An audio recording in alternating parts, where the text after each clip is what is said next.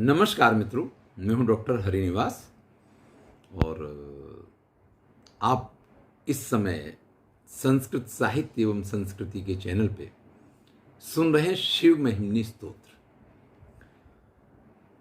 कल आपने पूरे स्तोत्र को सुना, अच्छा लगा होगा मैं मानता हूं। आपको इसका पाठ करना चाहिए। नित्य प्रति पाठ करने से जो मनोकामनाओं की सिद्धि होती है वो तो इसमें लिखा हुआ है, लेकिन जिन विद्यार्थियों के अभ्यास क्रम में है उनको तो इससे दोनों तरफ के फायदे हैं। एक फायदा ये है कि अगर आप इस पाठ को करते हैं तो आपको जो शिव की कृपा है उससे मिलने वाले लाभ तो मिलेंगे और ऊपर से आप परीक्षा में भी पास हो जाएंगे। तो दो तरीके का लाभ है। संस्कृत पढ़ने में तो लाभ ही लाभ है। चलिए थोड़ा सा शिव महिमने स्तोत्रम की जो प्रस्तावना है उसको समझें। पुष्पदंत नाम का एक गंधर्व है, उसकी सारी शक्तियां क्षीण हो गई। जो गंधर्वों की अपनी कि कहीं भी वो जा सकते हैं, अदृश्य रह सकते हैं, वो सारी चीजें उसकी खत्म हो गई। उसका कारण क्या था? वो नित्य प्रति अपने लिए जब पुष्पों की जरूरत पड़ती थी तो एक पुष्प वाटिका में जाता था, वहां से फूल तोड़ के ले आता था। अब चूंकि वो गंधर्व था, वो छुपा रहता था, तो जो पुष्प वाटिका का मालिक है वो जब भी उसको पुष्पों की आवश्यकता पड़ती वहां पुष्प ही नहीं मिलते थे, क्योंकि ये पहले ही लेके चले जाते थे। अब कौन लेके जा रहा है ये भी मालूम नहीं पड़ रहा है कि उस चोर को पकड़ा जाए, उसको दंड दिया जाए। अब इस बात से उसको ये अंदाज मिल गया कि है कोई ये ऐसा व्यक्ति जो सिद्ध है, दिव्य है, जिसको मैं नहीं देख पाता हूं, लेकिन उपाय तो करना पड़ेगा। और फिर उसने शिव जी की उपासना किया करता था। शिव जी के ऊपर जो चढ़ाए हुए पुष्प थे उनको रास्ते में इस प्रकार से बिछा दिया कि अगर कोई वहां आए तो उसको पार किए बगैर, उसको लांघे बगैर वो पुष्प वाटिका से बाहर ना जा पाए। पुष्पदंत गंधर्व रोज की तरह अपने लिए या अपनी प्रियतमा के लिए या जिस लिए भी उनको आवश्यकता हो पुष्पों की चोरी की आदत थी, वहां आकर के पहुंच गए। अब वो फूल तोड़ लिए। फूल लेकर के जब वापस जाने लग गए तो उन्होंने इस चीज पे ध्यान नहीं दिया कि यहां पे कुछ पुष्प इस प्रकार से बिछाए गए हैं कि जिनको लांघना गलत हो सकता है मेरे लिए। क्योंकि व्यक्ति जब अभिमान में होता है, अपनी मस्ती में होता है, कई बार अभिमान भी नहीं, कई बार व्यक्ति अपनी मस्ती में होता तो भी उसको इन चीजों का ध्यान नहीं रहता है। और ऐसा ही उसके साथ हुआ। अब जैसे ही वो शिव के पुष्पों का उसने उल्लंघन किया, उनको लांघा, वैसे ही उसकी सारी शक्तियां खत्म हो गई। अब तो दिखाई देने लग गया। पुष्प वाटिका वाले ने कहा कि ये तो बड़ी गलत बात है कि आप इस प्रकार से चोरी करके जाते हैं, आपको ऐसा नहीं करना चाहिए। तो जो नहीं सुनने जैसा था वो सब सुनने को भी मिला। लेकिन जैसा आप जानते हैं कि इन सब चीज़ों के लिए जल्दी से कोई इतना बड़ा दंड नहीं दिया करता है, और सबसे बड़ा दंड तो उसको मिल ही गया था कि उसकी सारी शक्तियां क्षीण हो गई। अब पुष्पदंत गंधर्व को ये लगा कि जिन शिव जी की पुष्पों का उल्लंघन करने से मेरी शक्तियां क्षीण हुई हैं, उन्हीं की उपासना से वापस प्राप्त हो सकती हैं। और तब उन्होंने ये शिव की महिमा जिसमें है ऐसा शिव महिमने स्तोत्रम गाया है। शिखरणी छंद है, बड़े ही सुंदर भाव हैं। हम भी इसको प्रारंभ करते हैं। आपने पूरा स्तोत्र तो सुन लिया, अब एक एक श्लोक और उसके अर्थ को देखते हैं। सबसे पहला श्लोक है, महिम्नः पारन्ते परम विदुषो यद्य सदृशी स्तुतिर्ब्रह्मादीनामपि तदवसन्ना त्वयि गिरः अथा वाच्यः सर्वः स्वमति परिणामावधिगुणन् ममाप्येष स्तोत्रे हर निरपवादः परिकरः। पुष्पदंत शिवजी से कहते हैं, महिम्नः अपारम ते, आपकी महिमा अपार है। अरे परम विदुषो, जो श्रेष्ठ से श्रेष्ठ विद्वान हैं, यद असदृशी, वो भी इसका गान नहीं कर सकते। यानी कोई कितना भी बड़ा विद्वान हो, कोई कितना भी श्रेष्ठ व्यक्ति हो, अगर वो शिव की महिमा को, कि साहब मैंने सब कुछ, चाहे शिव पुराण कह लो, चाहे स्कंद पुराण कह लो, चाहे वायु पुराण कह लो, आपको जिन पुराणों की कथा कहनी है ना, वो भले आप पूरी कर लो, लेकिन शिव की जो महिमा है उसका पार नहीं पाया जा सकता है। पुष्पदंत कहते हैं, स्तुतिर ब्रह्मादि नाम अपि तदव सन्नस त्वयि गिरः। अरे त्वयि स्तुति ही, आपकी स्तुति करने में तो जो ब्रह्मा वगैरह हैं उनकी भी जो गिरा है यानी वाणी है, अवसन्न, समाप्त हो गई। वाणी समाप्त होना यानी बोलते बोलते चुप हो जाना, हमारे पास शब्द कम पड़ जाए और हम किसी बात को पूरी ना कर पाए, इसको कहते हैं अवसन्न गिरा। तो ब्रह्मा इत्यादि जो हैं वो आपकी जब स्तुति करते हैं, या जब उन्होंने आपकी स्तुति करना शुरू किया, तो उनकी भी वाणी समाप्त हो गई, यानी उनके पास भी शब्द नहीं बचे कि वो आपकी संपूर्ण स्तुति कर पाते या आपकी महिमा को पूरी तरीके से गा पाते। अथ अवाच्यः सर्वः, इसलिए मैं कहता हूं कि आपकी महिमा तो ऐसी है कि सर्वः, सभी के लिए अवाच्य है। कोई इसका संपूर्ण रूप से कहे कि मैं वर्णन कर सकता हूं तो वो संभव ही नहीं है। जब स्वयं ब्रह्मा इत्यादि की वाणी आपके गुणगान करने में सक्षम नहीं है, तो फिर किसी और की क्या बात की जाए।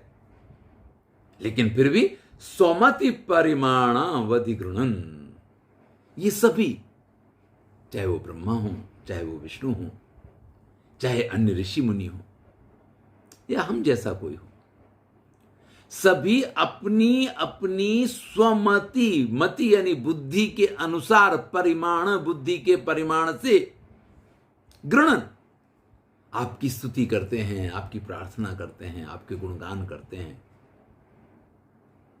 इसलिए मैंने ये विचार किया, ममाप्येष स्तोत्रे, मेरा जो ये स्तोत्र है, शिव महिम्नि स्तोत्र जो है, अगर मैं इसके द्वारा आपकी महिमा का गान कर रहा हूं तो ये कोई मैं अपराध नहीं कर रहा हूं, ये कुछ गलत बात भी नहीं है। मतलब ब्रह्मा विष्णु इत्यादि ने, बड़े बड़े ऋषियों मुनियों ने आपकी स्तुति की है, तो मुझे स्तुति करनी नहीं चाहिए, ये कोई बात नहीं है। क्योंकि उनके पास जितनी बुद्धि थी उसके अनुसार उन्होंने आपके गुणों का गान किया। और जब सभी लोग अपनी अपनी बुद्धि के अनुसार, जिसके पास जितनी बुद्धि, उस हिसाब से आपके गुणों का गान करता है, तो मैं भी इस स्तोत्र में मेरे पास जितनी बुद्धि है उस हिसाब से आपके गुणों का गान करूंगा। निरपवादः परिकरः, इसलिए मैं क्यों ये कर रहा हूं, क्या फालतू का काम है, ऐसा कोई मेरे ऊपर अपवाद नहीं लगाएगा। इसलिए परिकरः, मैंने कमर कस ली है, मैंने दृढ़ निश्चय किया है कि अब तो मैं आपकी स्तुति का गान अवश्य करूंगा। संक्षेप में समझे, हे शिव, आपकी महिमा अपरंपार है, कोई ऐसा विद्वान नहीं है जो इसका गान करने के लिए सक्षम माना जाए। असदृशी कोई भी आपकी महिमा का गान नहीं कर सकता। अरे लोगों की बात जाने दीजिए, ब्रह्मा इत्यादि जो हैं, बड़े बड़े ऋषि मुनि, बड़े बड़े देवता भी अगर आपके गुणों का गान करें तो अवसन्न गिरा हो जाते हैं, यानी उनकी भी वाणी कम पड़ जाती है, उनको शब्द कम पड़ जाते हैं। फिर भी सबके लिए आपके गुणों का गान करना असंभव है। फिर भी अपनी अपनी मति के अनुसार सभी लोग आपके गुणों का गान करते हैं। तो मैंने भी ये सोचा कि आपके गुणगान करूंगा। लोग सोचेंगे क्या यार, पहले भी तो कितने लोगों ने किया है, एक नया स्तोत्र लिखने की क्या आवश्यकता थी, एक नया स्तोत्र प्रस्तुत करने की क्या आवश्यकता थी। लेकिन जब सबने ऐसा किया है तो मुझे लगता है कि मेरा ये कार्य भी अपवाद नहीं रहेगा, लोग इसकी भी प्रशंसा ही करेंगे। इसलिए मैंने अपनी कमर कस ली है और मैं आपके गुणों का गान करने के लिए दृढ़ निश्चयी हूं। अतीतः पंथानम तव च महिमा वाङ्मनशयो अतद व्यावृत्यायम चकितमभिधत्ते श्रुतिरपि सकस्य स्तोतव्यः कतिविध गुणः कस्य विषयः पदे त्वरवाचीने पतति न मनः कस्य न वचः। चलिए, अब स्तुति का गान करने का निश्चय तो कर लिया, स्तुति करने का निश्चय तो कर लिया, लेकिन अतीतः पंथान, अब आपकी महिमा का गान कहां से शुरू करूं। भाई, अगर आपके पास कुछ लिमिटेड है तो आप सोच लेते कि यहां से लेके और इतना करना है, लेकिन जब खजाना हो, भंडार भरा हो, तो क्या लिया जाए, क्या छोड़ा जाए। तो अतीतः पंथानम तव च महिमा वाङ्मनस्यो, आपकी महिमा जो है ना, मन के लिए और वाणी के लिए, दोनों के लिए अतीत पंथान है।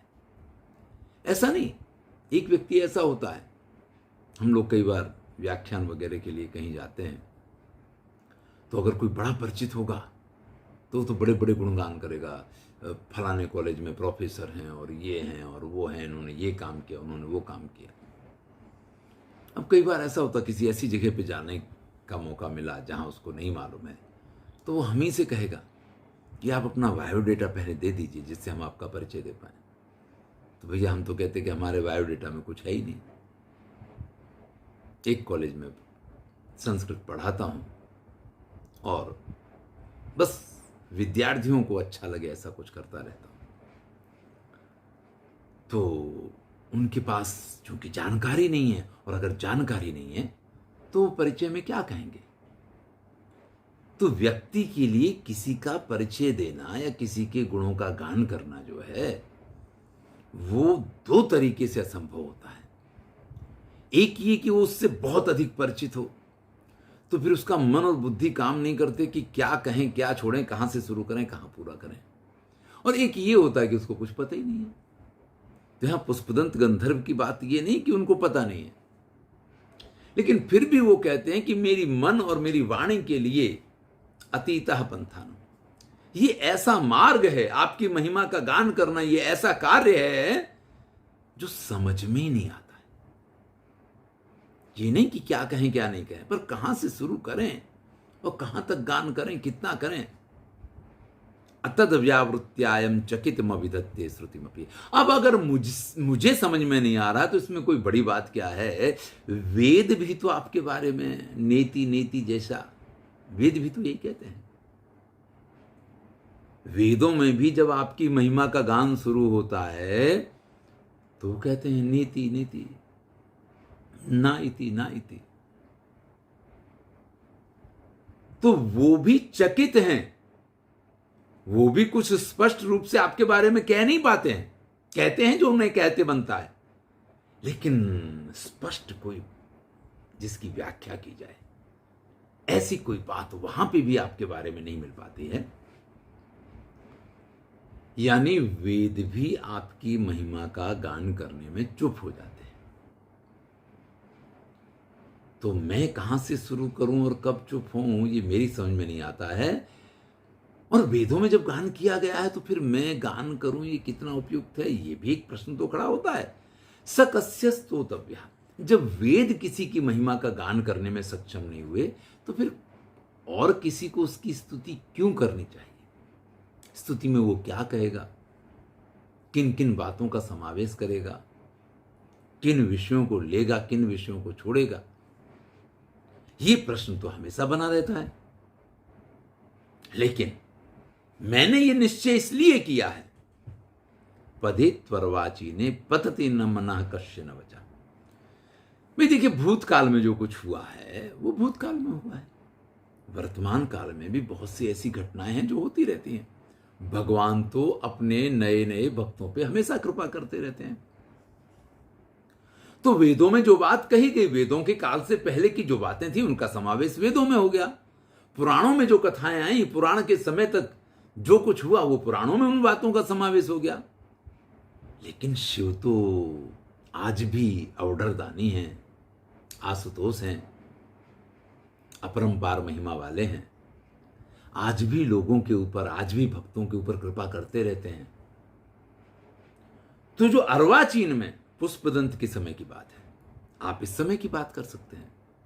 अगर आपको अभी शिव की स्तुति करनी है तो आप इस समय की किसी बात को ले सकते हैं। तो पुष्पदंत गंधर्व कह रहे हैं कि इस समय तक जो नई नई बातें आपके संदर्भ की हुई हैं वो भी लोगों तक पहुंचाना, लोगों को अर्वाचीने पतति न मना। जो नई नई बातें होती हैं उनमें लोगों को रस नहीं होता, ऐसा तो नहीं होता है, बल्कि और ज्यादा रस पड़ता है। तो वेद वगैरह ने जिस प्रकार से आपके गुणों का गान किया है वो तो हो गया है, लेकिन फिर भी बहुत सारी ऐसी नई बातें हैं जिनका वर्णन करना उसमें बाकी रह गया है। तो अब उस वर्णन को मैं अपनी इस स्तुति में समाविष्ट करूंगा। तो पहले श्लोक में स्तुति करने का दृढ़ निश्चय किया और बता दिया कि बड़े बड़े इस स्तुति को करते हैं, अगर वो नहीं महिमा का पार पा पाए तो आप कहीं मुझसे ये मत कहिएगा कि आपने इतना तो छोड़ दिया, इतनी बातों को समाविष्ट किया। फिर दूसरे श्लोक में ये भी कह देते हैं कि मार्ग तो बड़ा कठिन है, क्योंकि मन से, वाणी से इनका वर्णन हो सके या इनको समझा जा सके ऐसा कुछ है ही नहीं। और जब समझा ना जा सके तो फिर इसका वर्णन क्या करें।